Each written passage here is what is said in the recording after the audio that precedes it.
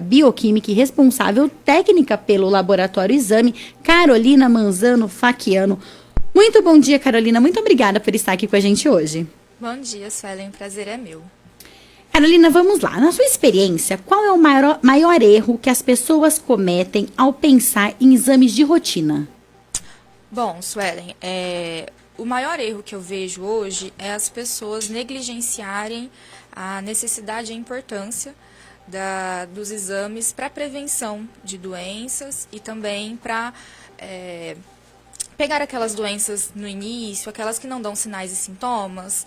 Então, eu acredito que esse seja o maior erro das pessoas, né? É engraçado que quando a gente é criança, né, o bebê nasce, a gente leva todo mês, depois todo ano, né, para fazer os check-ups, tudo, e aí depois que a gente envelhece, que a gente cresce, que a gente entra naquela rotina, a gente acaba esquecendo de cuidar da gente, né? Então, é importante a gente também ter esse olhar que tanto quanto criança, adulto também a gente precisa estar fazendo esse check-up aí regularmente. Quais são os exames que são às vezes subestimados, mas que devem receber atenção, que a gente deveria fazer com mais frequência?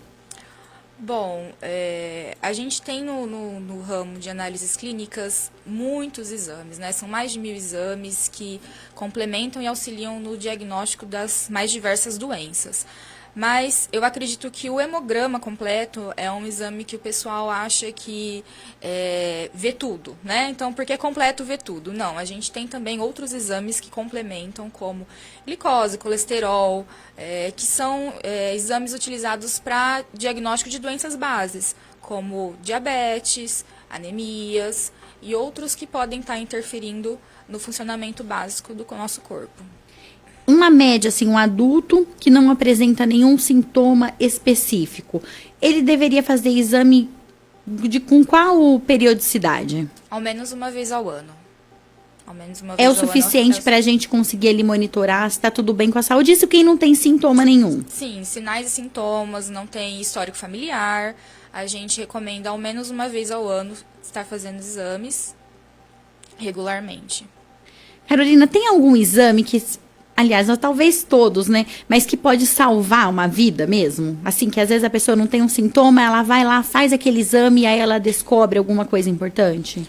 Olha, Suelen, na minha opinião, né, de experiência, de vivência, eu acredito que o monitoramento da glicose e da hemoglobina glicada são fundamentais, não só para salvar vidas, mas para a qualidade de vida. A gente fala que a diabetes é uma doença silenciosa, né? Então, a gente só vai perceber que a gente já está com um índice glicêmico alto quando realmente já está na beira, sabe? Então, eu acredito que a glicose, junto com a hemoglobina glicada, são exames que auxiliam nessa prevenção dessa doença silenciosa. E essa área das análises clínicas, ela tem uma evolução muito rápida, né? Sempre tem novidades. Tem exames que ficaram mais acessíveis nos últimos anos, graças às inovações? Com certeza. A gente teve um avanço significativo nos diagnósticos moleculares, que envolvem os genes, os DNAs, e ao passar dos anos, conforme foi aumentando a demanda, né, foi barateando o custo desses exames, então sendo mais acessíveis para populações, principalmente o diagnóstico genético, de carga genética, ou também outros métodos como identificação de doenças, viroses, entre outros. E a rapidez com que saem esses resultados também mudou muito, é impressionante, né? Por mais que o laboratório às vezes dê um prazo maior, sempre sai antes.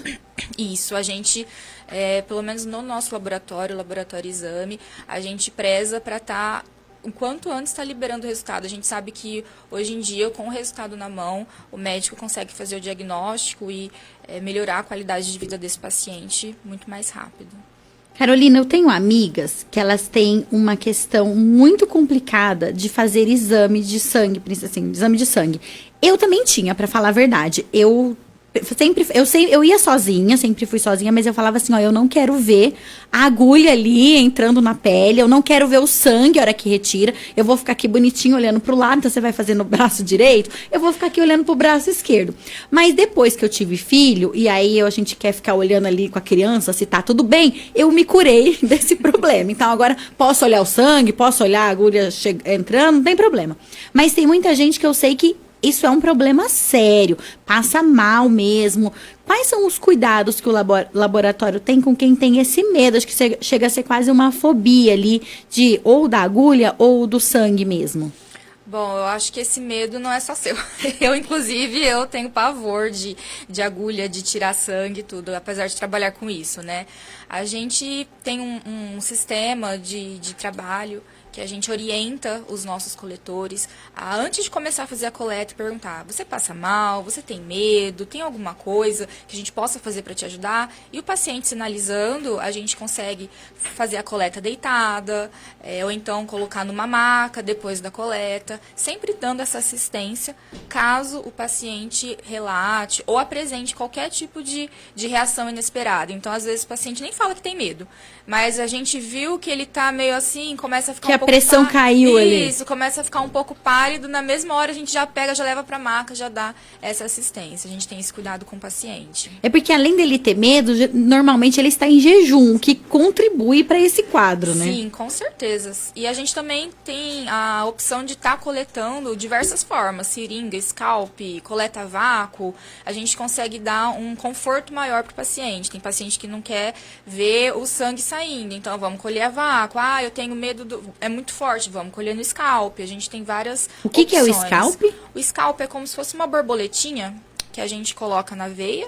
E aí vem com um fiozinho. Ele é bem mais delicado, ele não dói tanto para fazer a punção. E faz em casa também? Sim, a gente consegue, a gente tem coleta externa, criança, idoso, adulto, pessoas com necessidades especiais, a gente faz esse atendimento. Inclusive, o nosso pessoal da coleta externa são pessoas extremamente experientes, que conseguem, que são praticamente os melhores coletores, a gente coloca na externa, né? Porque a gente sabe que não vai ter ajuda. Então, a gente coloca os melhores e o pessoal gosta muito da nossa coleta externa. E geralmente quem faz essa opção pela coleta externa? Quem tem alguma dificuldade de locomoção? Mas para criança, você acredita que funciona melhor em casa ou levá-la ao laboratório, por exemplo? Olha, eu sou mãe de 2, e eu acho que talvez em casa o impacto, o trauma seja menor, certo? Porque por mais que no laboratório tenha um ambiente acolhedor, bem lúdico, tem aquela criança que vai antes, né? E às vezes pode sair chorando, às vezes a outra criança ouve o choro e pode, assim, tá deixando a próxima criança com mais receio, com mais medo. Então, talvez a coleta em domicílio esteja deixando a criança no ambiente dela, onde ela está acostumada, então o trauma seria menor. Até o próprio ambiente desconhecido em si já deixa a criança Sim, apreensiva, né? Sim, pessoal de máscara, de luva, jaleco, tudo de branco, às vezes a criança já fica estranhando um pouco. Carolina, e outro assunto delicado é quando o resultado de um exame, não desses de rotina talvez, mas alguns outros exames, eles saem com alguma alteração grave. O laboratório precisa ter um cuidado maior nesses casos? Sim, Suelen, na verdade todos os exames que são revistos, passados pelos analistas, para ser laudado esse exame, esse resultado ele passa por um olho bem crítico, inclusive esses exames que para a gente eles são alterados. Então, antes de estar liberando esse resultado, a gente está analisando, a gente revê os equipamentos, o equipamento está ok, o controle está em dia, vê o histórico do paciente, se medicação que ele está tomando tem alguma interferência. Então, todo esse cuidado na liberação de resultados alterados nós temos no laboratório. E existe algum cuidado especial na hora de fornecer o resultado muito alterado de alguns exames que possam detectar doenças graves? Sim, são chamados resultados críticos, né? Então, são de quais, por exemplo? De quais doenças? Olha, o Suelen é uma lista, né, com vários exames, por exemplo, a troponina, que é um marcador de infarto, né, então se der muito alterado a gente entra em contato com o paciente, com o médico, CKMB, CPK, alguns como TGO, TGP. Que são esses, Carolina? Desculpa, traduz pra a gente vai falando, a gente acha que todo mundo está entendendo. Não estamos. CKMB, o CPK e a troponina, eles são marcadores cardíacos. Ah, então, entendi. Geralmente eles indicam o início, o princípio de um infarto. Então, se esses resultados não alterados, a gente tem o costume de ligar para o paciente ou para o médico solicitante para estar avisando o paciente, olha, procura um pronto atendimento, ou procura porque se eles são alterados desses que você falou, a pessoa precisa de um atendimento na hora ali. Sim. Não dá para ela esperar uma semana para marcar um médico. Não, precisa de atendimento na hora. Por isso que são resultados críticos. Valores, por exemplo, de creatinina acima de 7, a gente tenta contato com o paciente, olha, você precisa procurar um pronto atendimento o mais rápido possível. Tem algum outro que também é assim, crítico? Que é mais comum? Geralmente, creatinina, o TGO, TGP da parte do fígado. Creatinina, fígado também? Sim, creatinina, o ureia que da parte renal. O hemograma, realmente o hemograma às vezes com uma plaqueta mais baixa, ou alguns casos de uns leucócitos mais alterados, a gente está entrando em contato. É uma prática comum dentro dos laboratórios. E doenças, por exemplo, HIV? O HIV, ele é regido por uma lei. Nós temos que obedecer essa lei. Então, a primeira amostra sendo positiva do HIV, nós entramos em contato com o paciente para ele estar retornando ao laboratório, para estar fazendo uma nova coleta para confirmar esse resultado. É um protocolo por lei que nós temos que seguir. Mas até essa comunicação com o paciente, ela tem que ser bem estruturada, né? Sim, com certeza. A gente tem um treinamento antes da pessoa estar entrando em contato com o paciente, porque nós temos que, ao mesmo tempo que passar uma seriedade para o paciente, nós temos que acalmá-lo. Nós não podemos chegar falando, nossa, o exame de HIV deu positivo, vem aqui que a gente tem que colher novamente, né? Então, a gente tem que ter todo um jeito, um jogo de cintura para estar conversando com o paciente. Existe exame de sangue, Carolina, para doenças como câncer, por exemplo? Existem os marcadores de câncer, são utilizados muito atualmente, mas eles não são o diagnóstico em si. Então, muitas vezes, eles vêm alterados em pessoas que estão em tratamento ou pessoas que realmente está um pouco mais exacerbada essa doença, mas não são fatores de diagnóstico. Então, muitas vezes o paciente pode pegar um desses resultados alterados e falar, ai meu Deus, estou com câncer. Não, calma, vamos por partes, vamos analisar o que está acontecendo, levar para o médico. Tem todo um passo a passo antes de estar definindo que você está com uma doença. Tem exames que só podem ser realizados com solicitação, com pedido médico? Sim, geralmente os exames genéticos moleculares, eles necessitam de um pedido médico para estar especificando. Eu quero pesquisa do gene XYZ, pesquisa de tal gene, pesquisa de síndrome. Essa pesquisa de gene é para identificar o quê? Por exemplo, o BRCA1, BRCA2, que foi aquele caso da Angelina Jolie, que tirou as mamas por conta de histórico familiar. Sim, eu me lembro. Sim, foi... esse teste faz aqui, por exemplo? Sim, é muito comum. Eu não sabia. Sim, são exames comuns que a gente faz de sequenciamento genético. E esses só fazem com pedido médico? Com pedido médico. A gente precisa do pedido médico para o médico especificar qual gene que ele quer, qual sequenciamento, qual doença ele está pesquisando. Nossa, isso é muito avançado mesmo. Que outros tipos de exames que são feitos aqui também, que são bastante avançados nesse sentido, que consegue detectar isso? Tem o gene tal, então pode ser que a pessoa desenvolva tal doença. Olha, a gente tem um exame que hoje em dia tem muita saída, que é a sexagem fetal, né?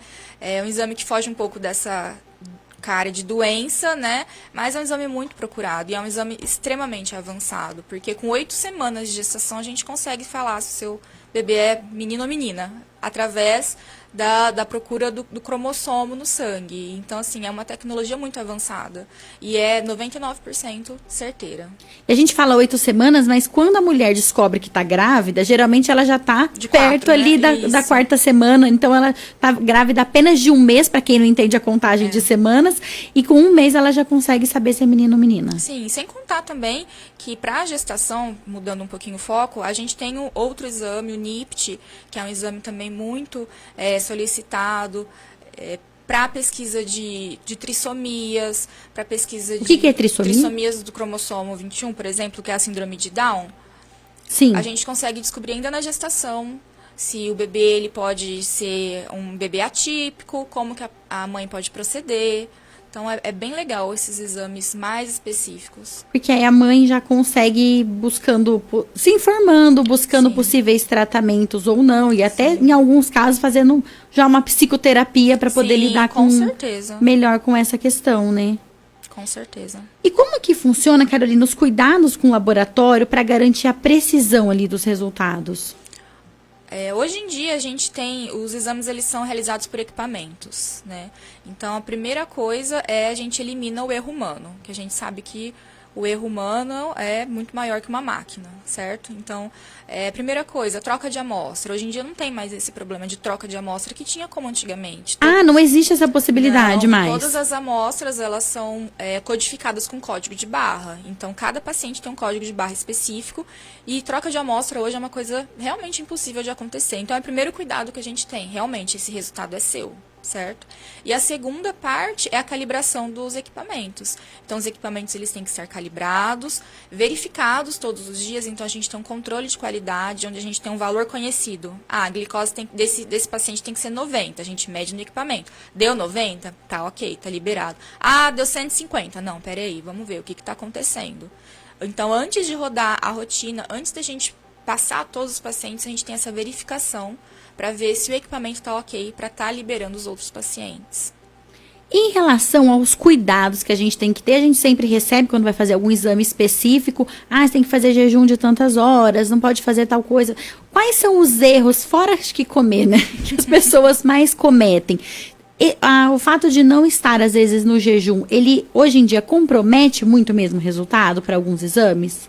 Olha, Suelen, a gente fala muito para o paciente e de acordo com o que o médico solicita, certo? Muitos médicos, hoje em dia, não pedem mais esse jejum prolongado, a não ser que o pedido do médico venha com glicose.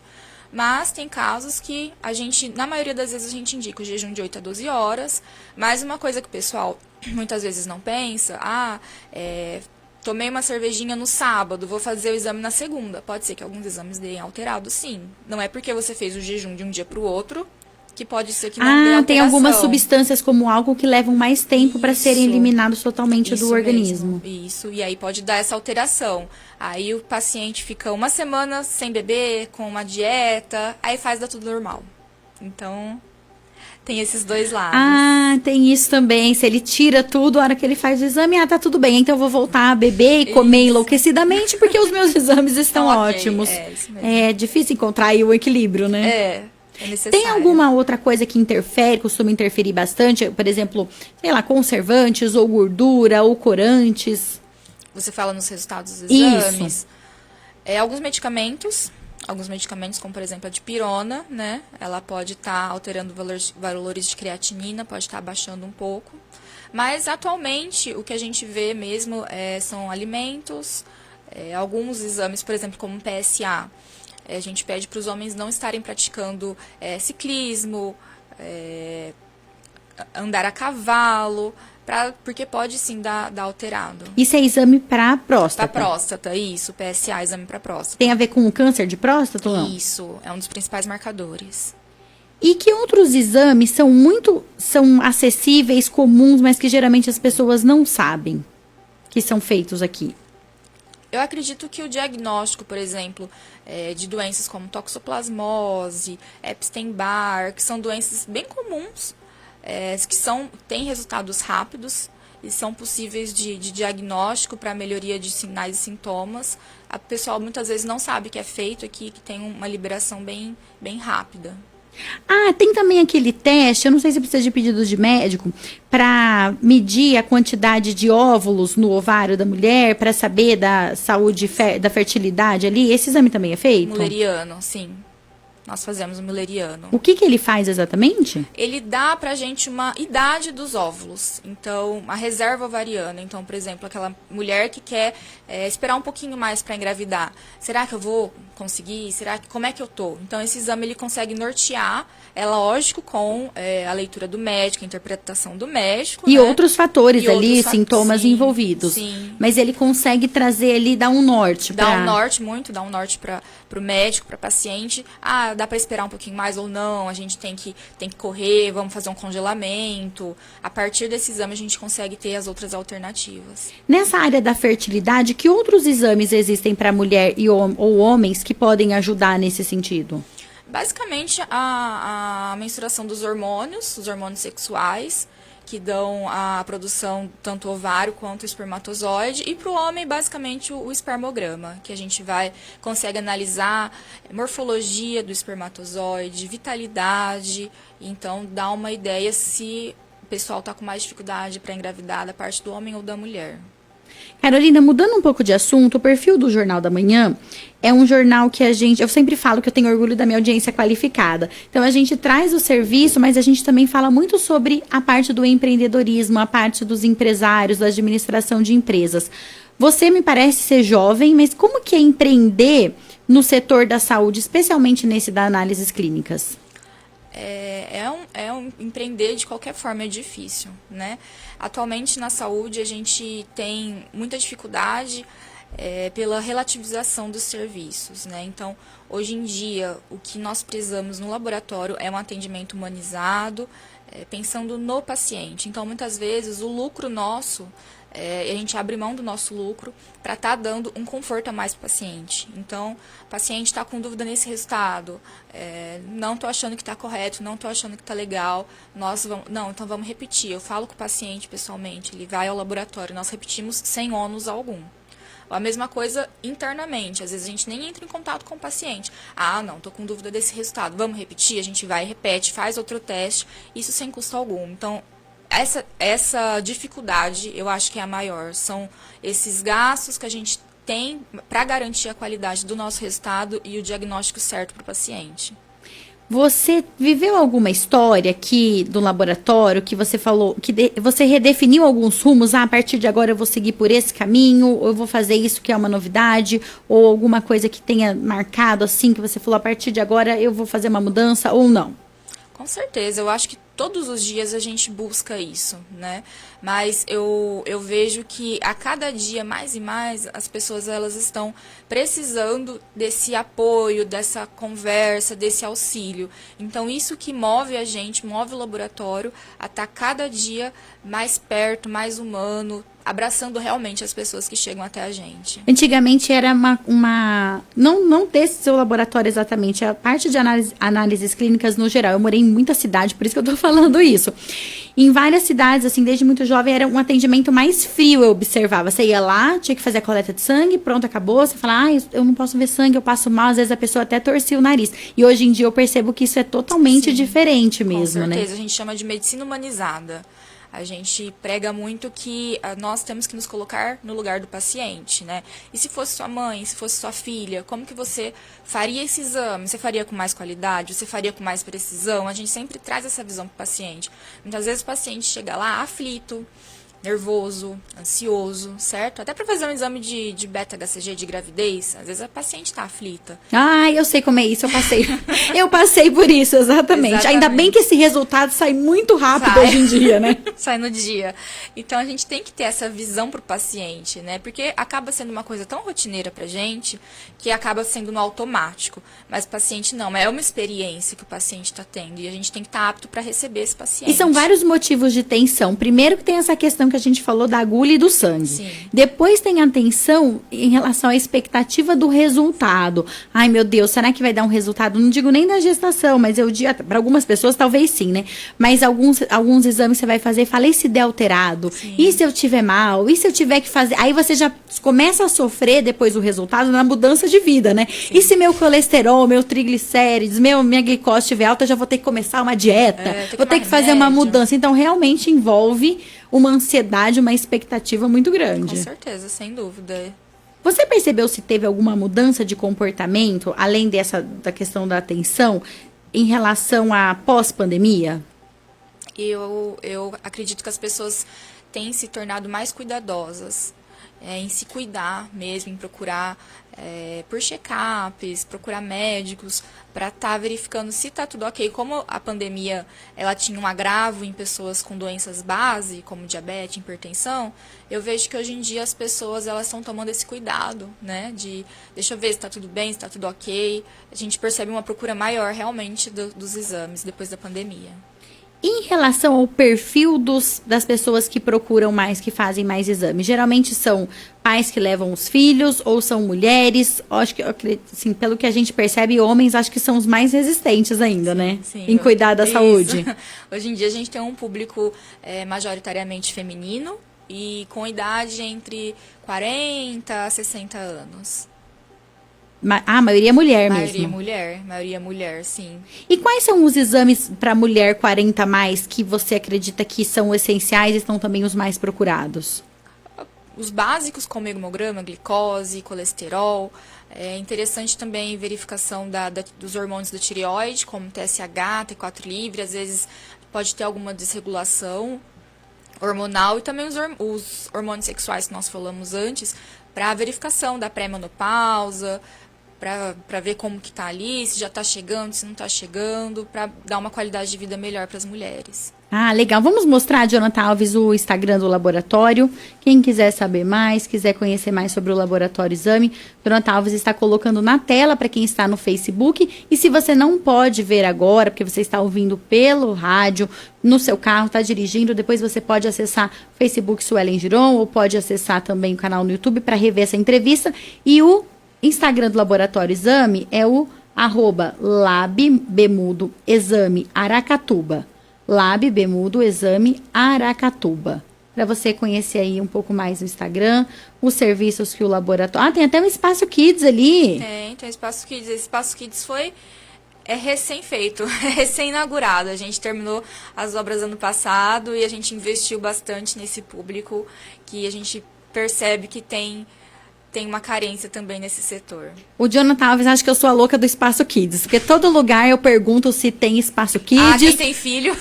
Mas isso é um diferencial. E um Espaço Kids que eu falo tem que ser um Espaço Kids de verdade, porque às vezes o lugar que fala que tem um Espaço Kids, na verdade ele não tem Espaço Kids, ele tem meia dúzia de giz de cera. É que o meu filho, ele gosta muito de desenhar, então acaba isso facilitando, mas no geral não tem coisa para brincar realmente, né? A criança que tá ali para gastar aquela energia, né? Exatamente. Não tem como. Carolina, e você como líder de equipe no Laboratório Exame, eu preciso fazer essa pergunta como professora de oratória e comunicação, inclusive, que é importante, além de jornalista. Como que você utiliza a comunicação para administrar a sua equipe e também para garantir um atendimento aos pacientes, aos seus clientes? Hoje a comunicação, mais do que nunca, é essencial, né? A gente tem vários estudos de comunicação, não só verbal, né? Mas visual, gesticular. Então, a comunicação, ela vem nesses pequenos detalhes, certo? Comunicação interna. Hoje a gente tem tecnologias como mensagens instantâneas, que a gente utiliza também.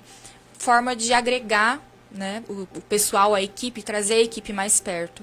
Eu acho que além da comunicação verbal, hoje em dia, a comunicação visual, aquele olhar mais acolhedor, mais amável, ou então uma gesticulação mais branda, é o que a gente tenta se comunicar de uma forma. Às vezes, só o olhar a gente já consegue entender o que o paciente está querendo, ou às vezes até o colaborador. E para a gente encerrar, que mensagem você gostaria de deixar para quem está aqui nos ouvindo e sobre cuidar da saúde de forma preventiva? Eu gostaria de deixar que as pessoas estivessem, né, pelo menos uma vez ao ano, verificando seus níveis de colesterol, de glicose, seu hemograma, para estar garantindo uma qualidade de vida melhor, né? Hoje em dia, prevenção é qualidade de vida. É a gente evitar a doença antes que sinais e sintomas apresentem. Muito bom, muito obrigada, Carolina. Hoje nós conversamos com a Carolina Manzano Facchiano, que é farmacêutica bioquímica e responsável técnica pelo Laboratório Exame. Ela trouxe aí muita informação. Inclusive, deixo aqui as portas abertas para quando tiver uma grande novidade, um exame que antes demorava para ser feito ou que não era feito aqui em Araçatuba e agora está sendo feito, nos avise para a gente avisar, para avisar para todo mundo, porque é um serviço público, né? Com certeza. E a gente... Realmente os exames, eles salvam vidas. É a prevenção que salva vidas. Muito obrigada, viu? Eu que agradeço, Suelen. Foi um prazer. Agora são 9h23. Jornal da Manhã, Araçatuba. O Jornal da Manhã fica por aqui, mas se você quiser rever alguma notícia, rever a entrevista de hoje, que foi sensacional, acessa meu canal no YouTube, Suelen Giron, Suelen com L só, N de navio. Você também consegue rever pelo Facebook, mas lá no YouTube você já pode se inscrever para ser notificado das novidades. E olha, aproveitamos a ocasião para dizer que informação verdadeira é tudo e você encontra no Jornal O Liberal e também no site lr1.com.br, assim como pelo aplicativo LR1 que você encontra lá na sua loja de apps. Muito obrigado a todos pela audiência. Continue na Jovem Pan, pois vem aí muita música boa, pop, rock. Tenha um excelente dia e até amanhã, se Deus quiser.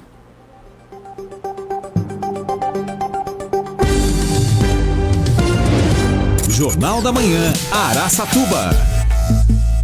Posto Uni te abastece do que você precisar. Conveniência.